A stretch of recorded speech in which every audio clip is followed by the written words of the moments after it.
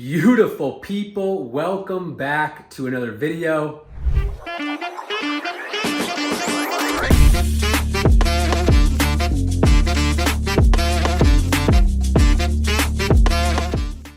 For those new here, my name is P. Some call me Pilot P. I'm a Boeing 767 airline pilot, and we just enjoyed a nice week off. I got back from my Europe trip and my Dubai trip and decided, you know what?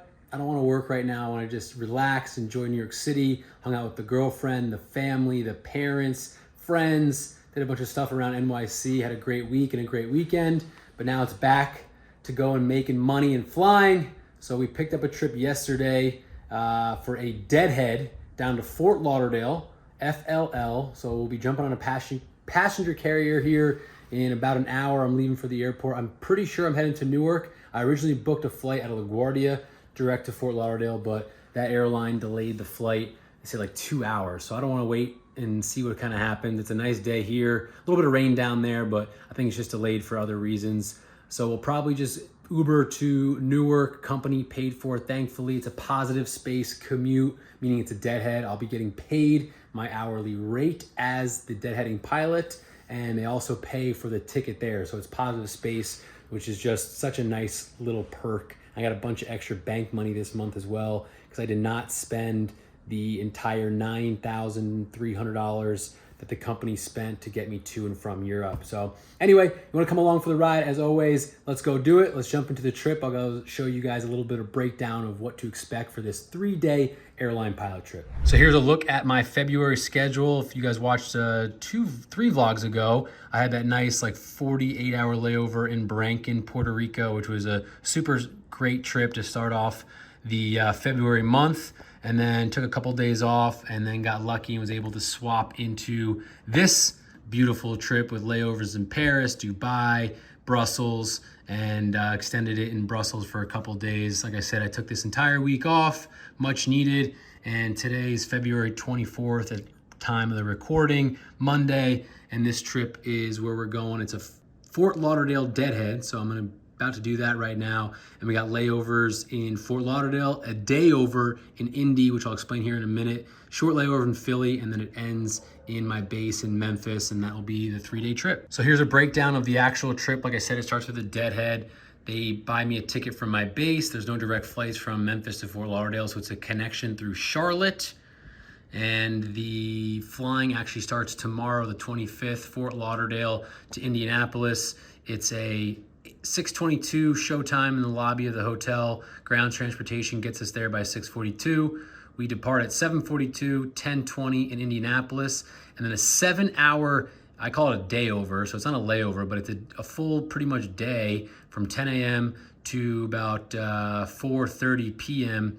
in Indianapolis. They get us a hotel, which is great because I'm not going to just sit at the airport all day. So I'll definitely get my non-negotiable workout in, go for a run, grab some lunch. So that's a nice little perk. They'll just make you sit in the airport. And then we'll fly at 5:30 p.m. local time, Indy to Philadelphia.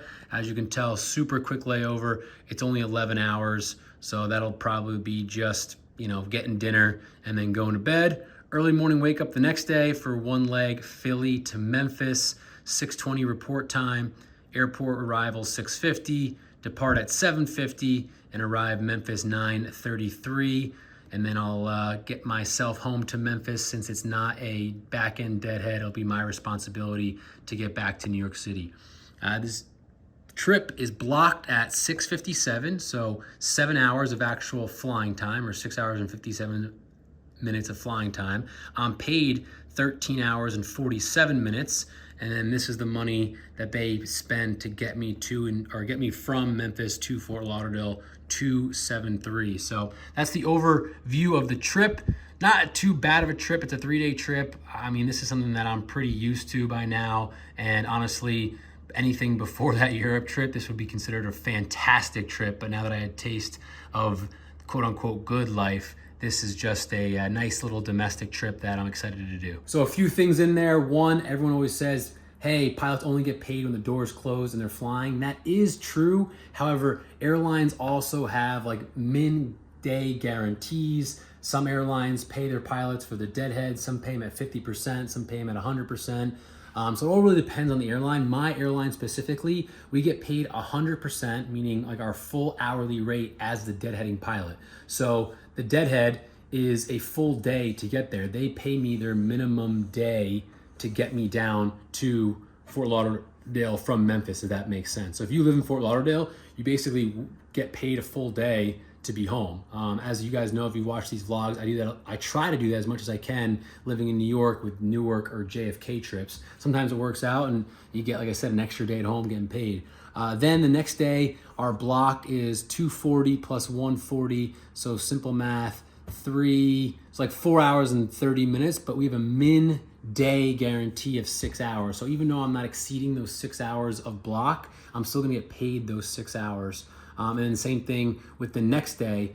That's why the block is only at 7 hours, but the pay is 14 hours. So hopefully that makes a little bit of sense for those up and coming pilots that want to understand a little bit more about pay and how it works. We get paid 100% for the deadheads, which is awesome. And then there's also those min day guarantees. So I got to pack up, eat some lunch, and we'll be on our way.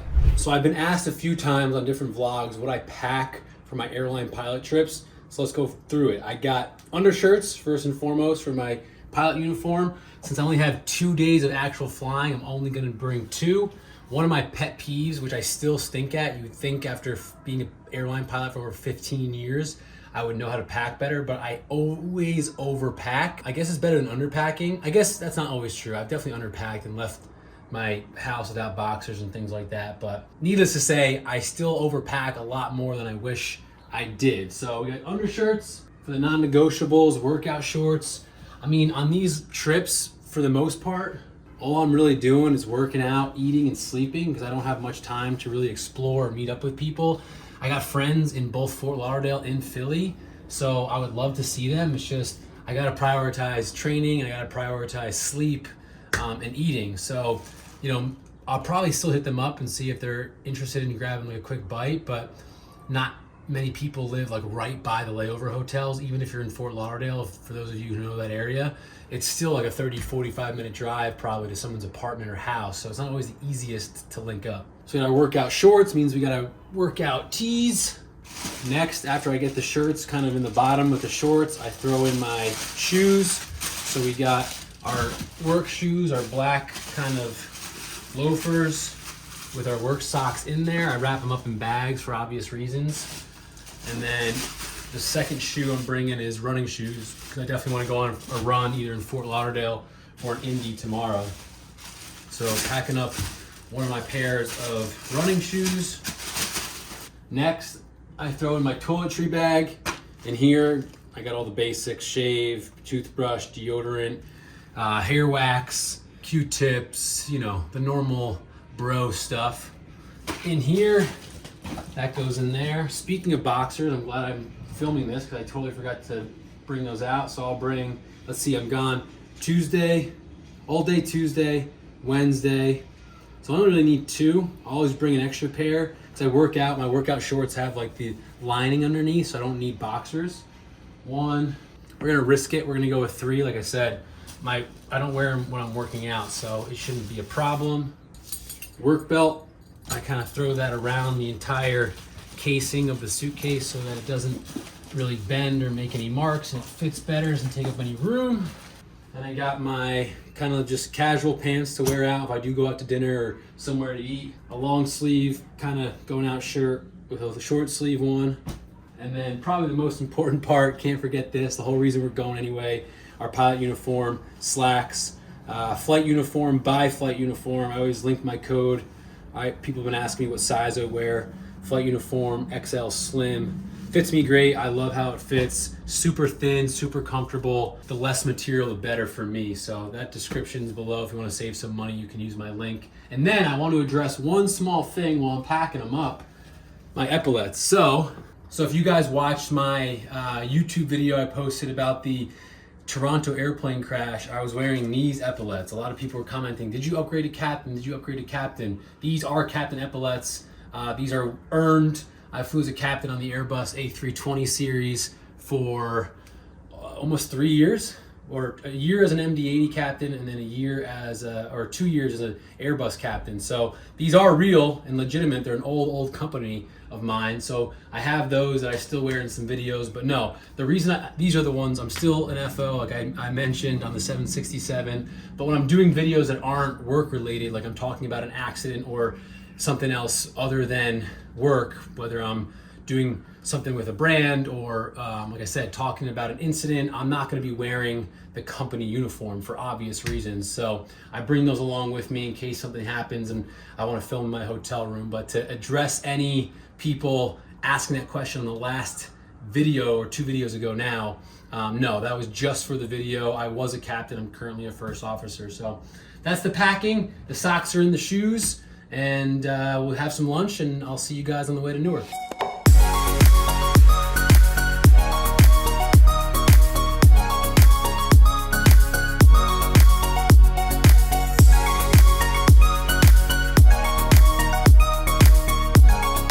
Hello from Fort Lauderdale, folks. I'm checking into my second room.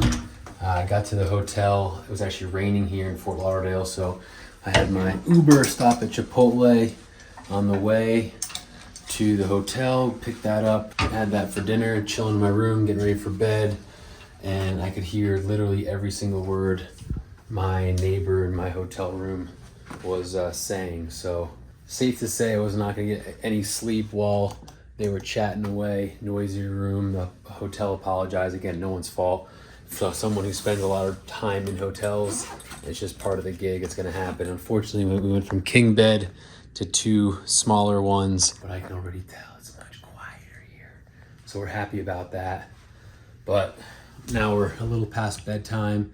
It's currently 10:18 p.m. We got a 5:45 alarm, so you know how much I like my sleep and value my sleep. Luckily, we're all brushed up, uniforms ironed, hung up, ready to rock and roll for tomorrow. 2 legs tomorrow, but kind of really broken up into one, and then a whole 7-hour day over in Indianapolis. So we'll wake up, we'll meet the captain in the lobby. They have free kind of grab and go breakfast here. I'll take advantage of that. And then I'll see you guys tomorrow morning, bright and early in FLL, Fort Lauderdale. Good morning, beautiful people from the ramp in Fort Lauderdale. It's gonna be kind of loud. APU starting up. They're just unloading the airplane. Inbound airplane was a little bit late, so they'll turn it as quickly as they can so we can get on our way to Indianapolis. Looked over the flight plan. A little weather in Florida as we fly north to Indianapolis, but nothing too bad. Light winds here. They're departing runway 28 left and right. As you can see, there goes an Airbus heading to the west. We'll take off of 28 right. It is shortened. There's a NOTAM saying that the air runway is shortened, but it shouldn't be a problem with our weight today. Too loud to keep talking. It's just over 2 hours, like 2 hours, 30 minutes. That's what's that. I don't know if you guys can notice, but my safety vest, well, obviously wearing it because safety is sexy, brand new. Shout out to the ramp in Paris. Mine was all rugged, beat up. Paris has the much better vests. They're like stylish. I don't know if Louis Vuitton or Gucci, but we look a lot better in the new vest before we fly to Indy today.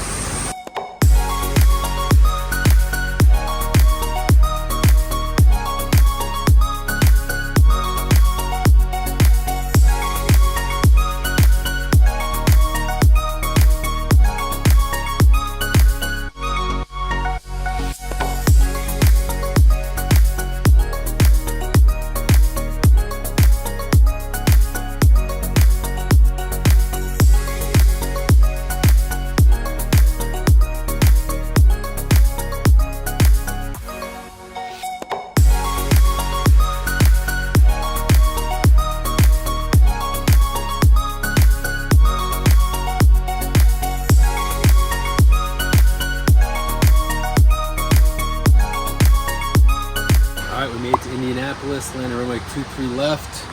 Flight's all closed out. Now it's in time to enjoy 7 hours in Indy. All right, we just checked into the hotel. Got like 6.5 hours here. Pretty unprecedented. Usually when I'm have these little dayovers in Indy. They're like 4, maybe 5 hours at most, but this layover was scheduled for like 7 hours. We were a little bit late leaving Fort Lauderdale, and then I chatted it up with one of the ladies in our flight ops in Indy. So just got to the hotel now, gonna grab some food, do a little work on the computer. A few people bought airport charts this weekend, so I gotta get a few of them made and then get those ready to ship out. Good flight. One of those mornings though, I freaking locked myself out of my room to start the day. Then, as you saw, I spilled my freaking Cheerios all over the chum seat. That was an absolute disaster, but we cleaned it up and we got on to Indy. Good flight, standard Hollywood or Hard Rock departure.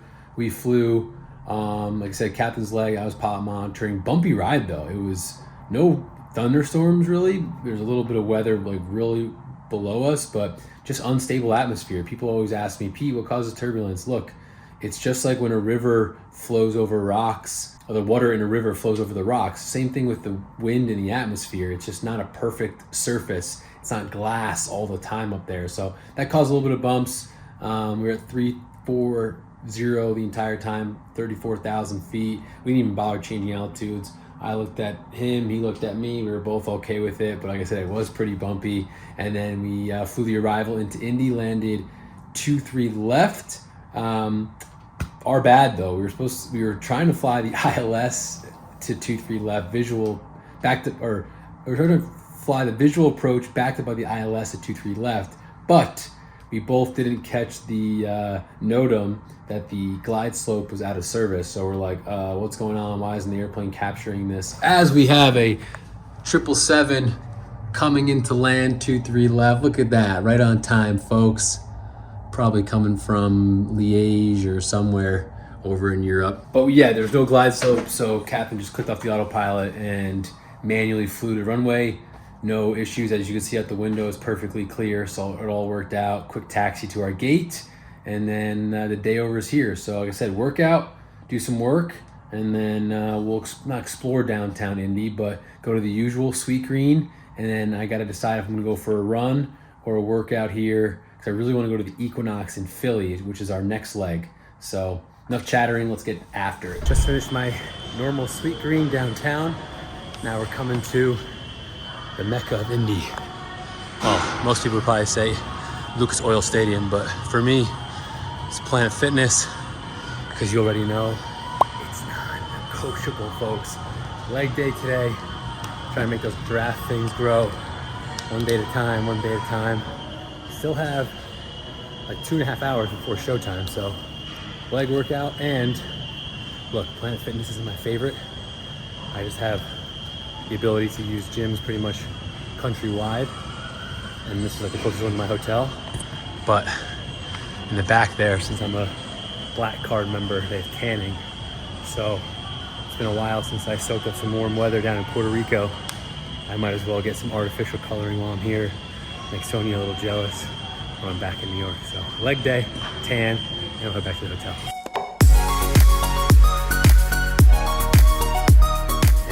I know, this isn't good for you. I get it. There's a lot of things out there that aren't good for you though, folks. Drinking, eating crappy food. I work out hard. This is my guilty pleasure. Honestly, I don't even like tanning. It's more so I just like being tan. And until I can move the heck out of where I live, where it's brick cold all throughout the winter, or you guys help me get to 100 million subs, surpass Mr. Beast, and I can start collecting those real checks, I can afford a place down in Florida. Until then, tanning booth it is. All right, day over is over. Now it's time to head back to the airport. It'll be my leg to Philly. I'm not sure the flight time. I know it's quick, probably only like an hour 30, but if I'm on the ramp and I look over the flight plan, I'll let you guys know that. My first landing in the US in almost a month. It's been a minute, but I wanted to answer a question that I've been asked a lot since my last international trip, flying to all those different countries, and that is, what language do you speak in the other countries, air traffic control, other pilots? And the answer is English. Every pilot in air traffic control in the world is required to be proficient in the English language, and that's because ICAO, International Civil Aviation Organization, I believe is what it stands for, in like the 70s or 60s or 80s, I don't even know the year, but they've realized, hey, planes are getting bigger, going further, and they're gonna be crossing into different territories. A plane flies from Spain to freaking Germany, what language are they gonna speak? A plane flies from the US to Brazil, what language are they gonna speak? They had to have one designated language. So thankfully, English won out. I think they put it to a vote between French and English at the time. And I'd say thankfully, because otherwise I don't think I'd be a pilot, because English is hard enough for me. But yeah, it's interesting. You know, a plane flies from like Germany to Russia, and they don't speak English in any of those countries surrounding or en route. Everyone's supposed to be speaking English, and that's how everyone stays on track. Now, granted, when I fly to Mexico and other places, the air traffic controllers have a good idea based on your accent, your call sign, if you can actually speak the language. So a lot of the times they are speaking different languages, but English is the answer. All right, let's go to Indy. Folks, hello from Indianapolis, Indiana. Just pre-flight to 767. We got about 49 minutes till scheduled push, so hopefully we'll get out of here early. Non-stop service to Philly. Like I said, my leg. We're taking off 2-3 left. It's windy, but feels nice in the sun. All these airplanes around. It's good to be back on US soil. The captain and I were just talking though on the crew van to the airplane. By the time this video comes out, it'll be old news, but I posted on my YouTube short the Southwest airplane that had to do a go around at Chicago Midway because a corporate Learjet pulled out in front of them. Disaster averted, and we were just talking about how, you know, I don't want to say how easy that is for that to happen. I listened to the audio, ATC audio tapes out. The pilots definitely effed up big time, but kudos to those pilots on the 737 crew that executed a go around. It's just, these things happen. I mean, aviation, as safe as it is, if you look at the charts in the last 25 years, all the accidents and incidents are decreasing. With that being said, you know, human beings and life in general is full of risks. But thankfully those pilots are well trained. They executed the appropriate procedure, which is to obviously do a go around. And like I said, crisis averted. So excellent job. But it just got us thinking, myself and the captain, like, hey, even on clear days like this, familiar airports, like I'm sure that crew is very familiar with Midway. You gotta always have your, you know, attention out there and always on your toes and always kind of anticipating your next move. Because yeah, it could have been a disastrous situation, but luckily they did a nice job. So anyway, hour 36 minutes. Next stop is Philly, my leg. Let's see how I do. We'll see you in Philly. Nothing better than all the passengers being securely snugged in to their seats nice and early so we can get out of here super duper early, which we love. Haven't even gotten the ATC clearance yet. Still 42 minutes prior to departure, but we'll get out of here hopefully early, and then we're hoping for a 10 out of 10 in Philly. Stay tuned.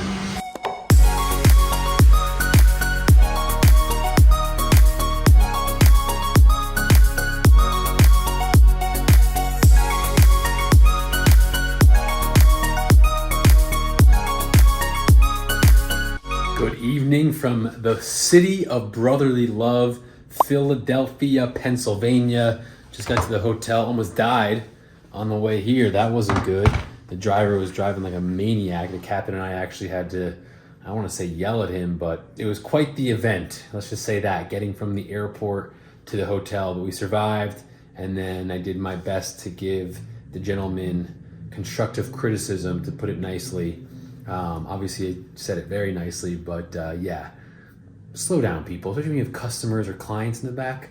Take your time. Trust me, I drive like a New Yorker, but even that I was a little nervous by. But let me change out of this, and then we'll debrief you on the flight.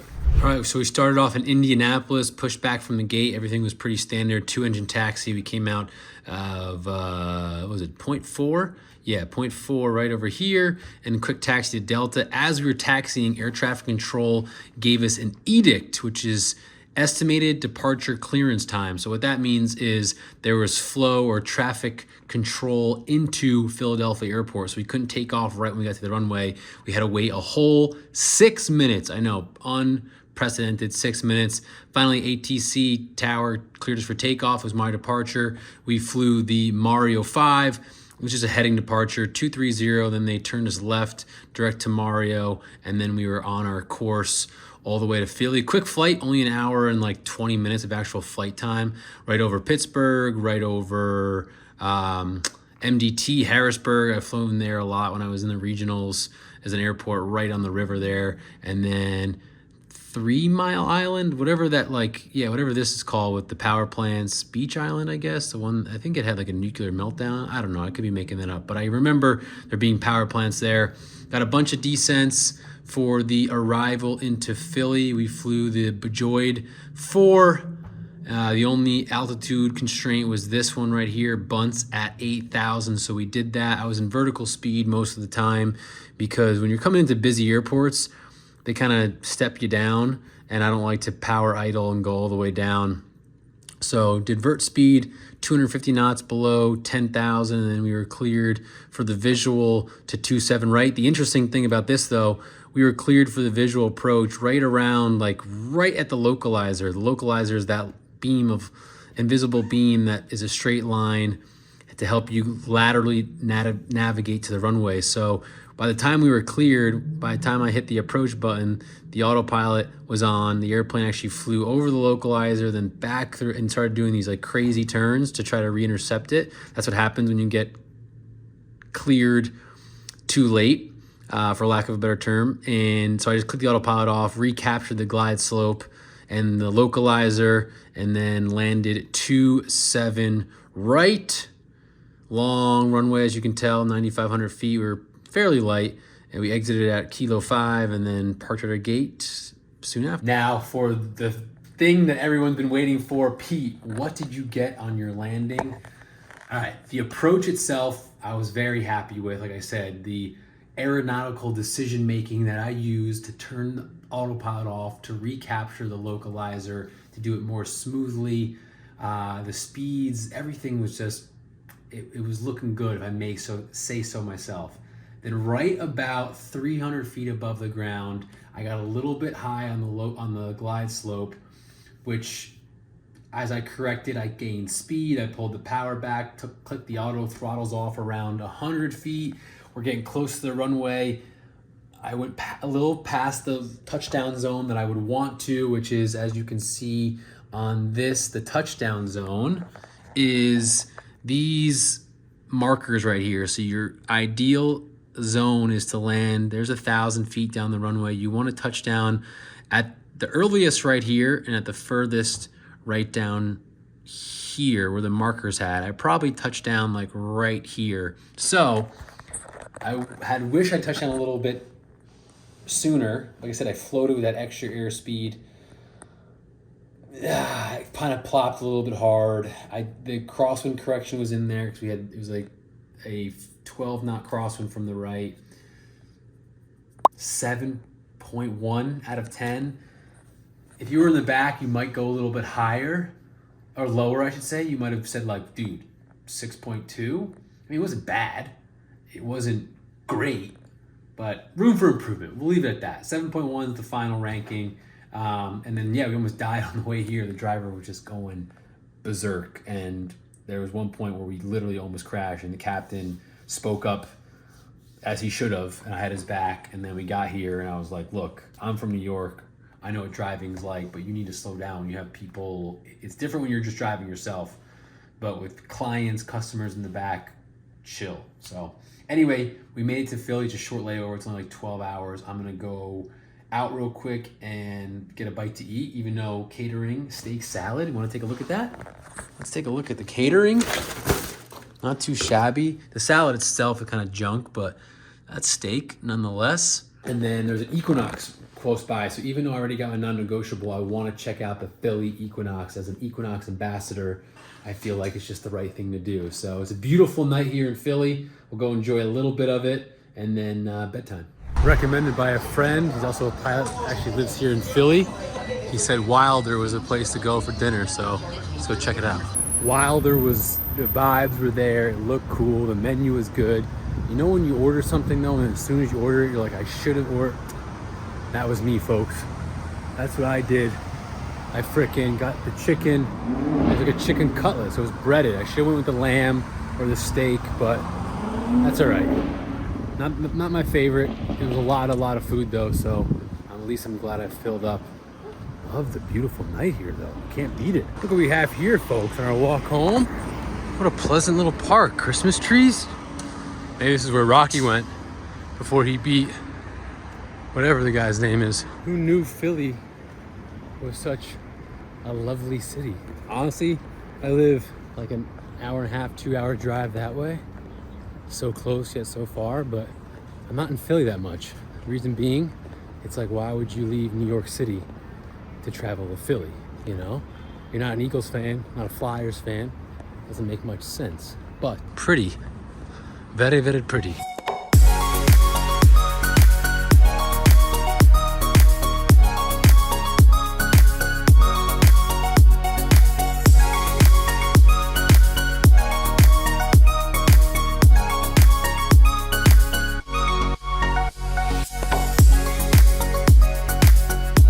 Beautiful people, good morning from the ramp in Philadelphia.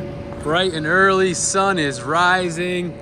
Just pre-flight in the 767 for our last trip, or I should say our last flying leg of the trip.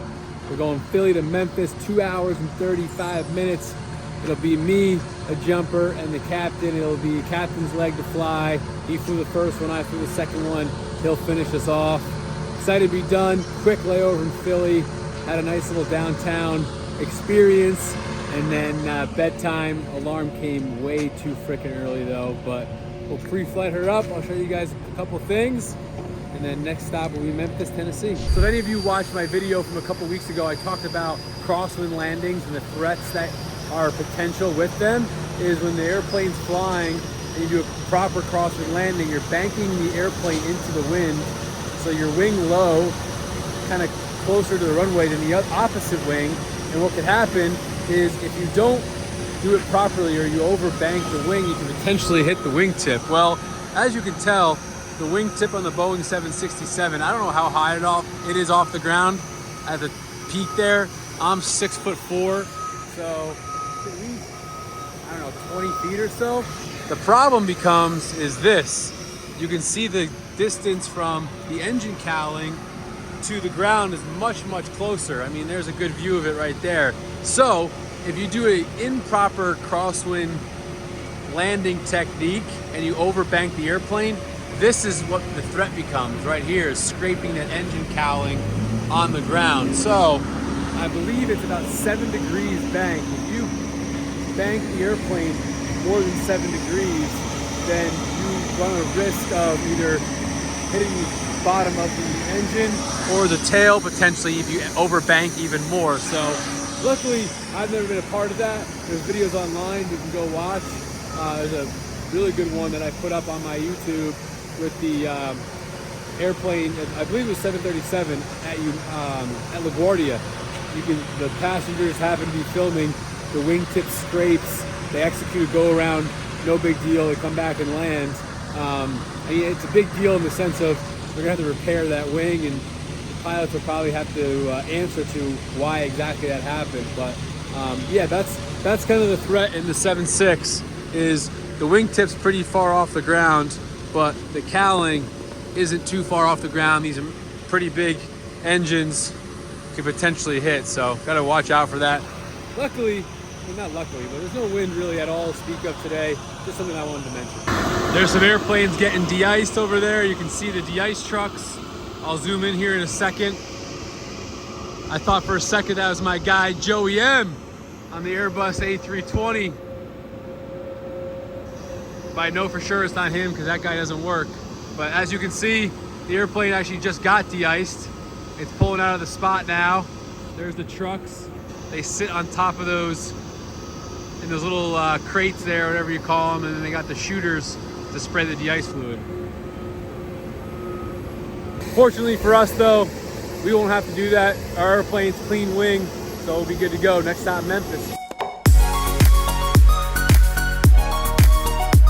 All right, just went over the flight plan with the captain, briefed the Sid. Here's our flight today down to Memphis. Pretty standard route from the northeast here, Philly. We'll get out of the busy airspace, fly north of DC there, and then on our way down to Memphis, Tennessee.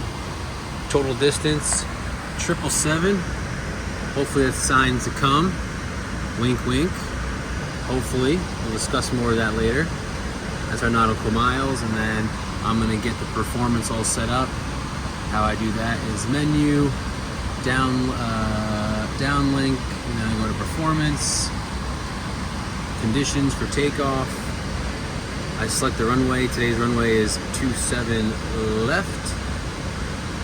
And we're gonna depart from, they have different intersections. So I look over here on the taxi, that would be full length. Right now, I look at the ATIS and see if there's any departure. Let's see, departing 27 left. So it doesn't say if it's full length or not, or it doesn't say that it's shortened, I should say. So we're gonna assume it's full length, but just to be safe, I'm gonna put an S, what was that, S3. This way we have plenty of room for margins for error, no ship today, and then once we get our weight and balance, I'll be able to send that off.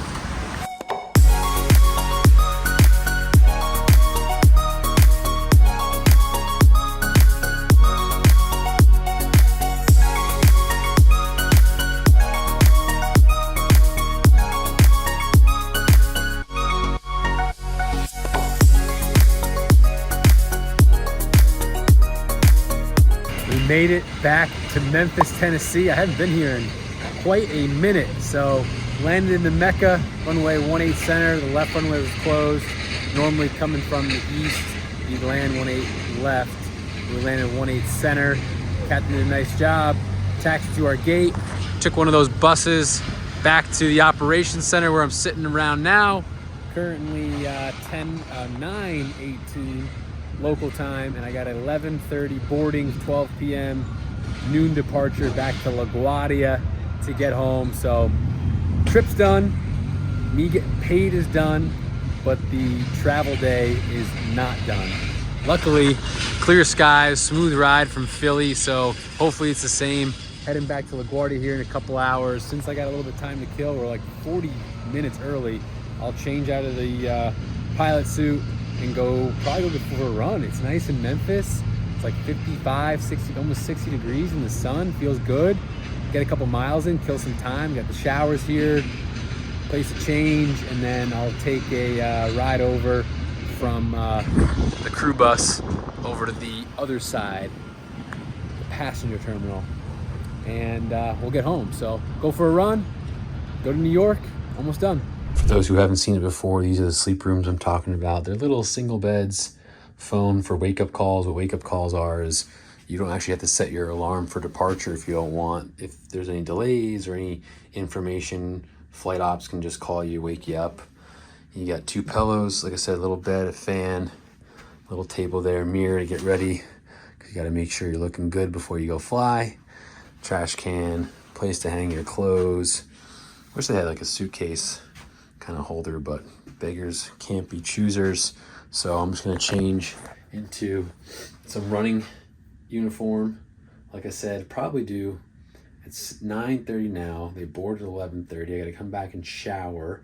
So mental math, I got like an hour. By the time I stretch, we're looking more like 40 minutes. 3 miles, 3 or 4 miles. For those who watched the previous vlog, I'm gonna mention every time I go for a run, I'm running for the Pat Tillman Foundation for the Chicago Marathon in October. So stoked. Sub 3:30 is the goal. We're not close to that conditioning yet, but that's what we're going to work towards. I'm going to link the description below. A few of you already donated, so I really, really, really appreciate that. It all goes towards that Tillman Foundation, which is something that I'm really, really proud and honored to be running for. So if you want to donate $1, it would go a long way. I would appreciate it. So let's go get some miles in. Absolutely perfect day to go for a run. We're a mile in. 4 is the goal. Get back before 10:30. and we should be good to go. Kind of go nice and slow, try to keep that heart rate down. Get ready for sub 3:30, baby. Let's go. See, non-negotiable isn't just a saying, folks. 43.2 have less days of poor mental health than those who exercise. 4 miles in the books, and now I'm gonna use our little private shower that they have. This is definitely nothing special or anything like that, but they got towels and everything for us. It's definitely a nice little perk. If I have the time to kill, why not? Got for a run, sweaty, able to shower real quick. They provide like the all-in-one shampoo and conditioner and body wash. So I'm not gonna complain. Like I said, beggars can't be choosers. Totally free of charge, just any pilot for our company, as long as we have our badge, can check in, and there's ones available, then we can use them. So quick shower and then head to the airport quickly and jump on my flight to LaGuardia.